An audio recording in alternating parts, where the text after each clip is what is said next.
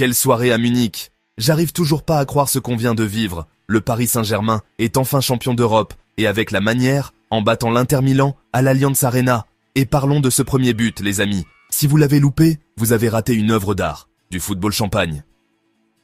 Achraf Hakimi. Oui, le TGV marocain lui-même, à la conclusion d'une action collective venue d'ailleurs, partie de notre propre moitié de terrain. Le ballon qui fuse entre Vitinha Désiré Doué et Dembélé, une symphonie parfaite, qui découpe la défense de l'Inter comme dans du beurre. Et là, Hakimi. Tranquille, pépère, une touche, petit filet opposé.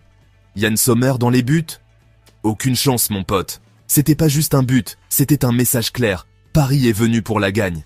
Mais attention, c'était pas un one-man show. Désiré Doué, quel maestro au milieu. Toujours dispo, une conduite de balle pleine d'assurance, il a éteint les contres de l'Inter avant même qu'il ne commence. Kvaratskhelia, il était partout, un poison constant sur son aile, et Dembélé a fait tourner en bourrique la défense italienne. Et bien sûr, impossible d'oublier la présence de Mbappé, ses appels, sa vitesse, cette grinta. Même quand il ne marque pas, tu sens son impact à chaque accélération, à chaque prise de balle. L'Inter, il n'était pas venu en touriste, hein? Federico Di Marco a bien tenté de sonner la révolte. Et Sommer a sorti quelques grosses parades pour garder son équipe à flot. Mais ce soir, l'énergie, la justesse, la foi, c'était 100% parisien. Quand tu revois cette action collective qui amène le bijou d'Hakimi, tu as senti le vent tourner. D'un coup, l'Inter avait l'air KO debout.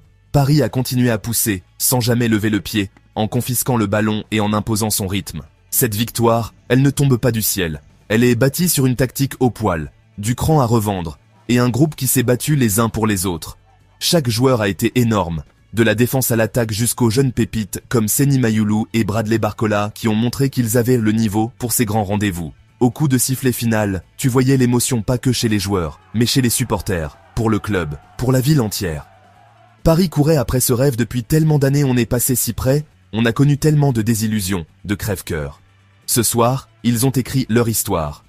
Alors, savourons ça les amis. Le PSG, sur le toit de l'Europe, Hakimi, le héros du soir.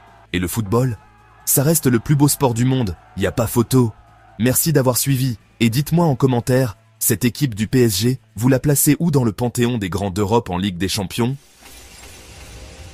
Merci de bien vouloir activer la cloche et de cliquer sur j'aime.